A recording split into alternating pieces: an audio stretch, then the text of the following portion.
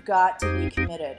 You know, our instincts in this fast-paced, multitasking digital world is to really want immediate results. But I think we have to all keep in mind that you have to be in it for the long haul. Well, absolutely. You know, we always say that it's relatively easy to enter these platforms, but it's the content and the day-to-day management that's king. You know, from a customer service standpoint, once you turn that light on, it's really challenging to turn it off. So it's really important to remember that while you're in the day-to-day, nitty-gritty, creating this content and responding to the conversation online, to take a step back every now and then and assess, what is this all adding up to for your brand? Obviously, you need to be reactive in the day-to-day, but you've got to keep in mind your larger goals. You know, why did you get into social media in the first place? So we call this taking short steps with the long view. When you go on a road trip, you don't just get in the car and drive. You plan your destination. And of course, you stop for diversions along the way. It's only natural. But you know where you're going and you redirect.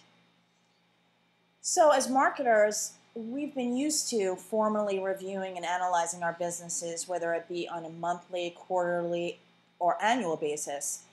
And this new way of doing things really requires that we constantly evaluate and reevaluate based upon this immediate feedback. And I think at the end of the day, that can be a great thing if you remain flexible and open and nimble to the messages that you're hearing. Well, I know you and I had this aha moment when we started talking about that it's really a daily confessional for your brand. Your brands used to be able to evaluate what they were saying on that yearly basis. But here, every day you're putting out information, or every week. And from a customer perspective, they're going to know if you're not sure about what you want to be communicating about your brand. To keep you on track, you have to assess what your goals are and then develop what we call a social media content plan or a social media editorial calendar to reach those goals over the long term. When a customer comes back and sees that content hasn't been updated, for example, it becomes a reflection of your relevance in other areas. And then, of course, you lose the momentum and incentive to have them keep coming back to see what you're up to.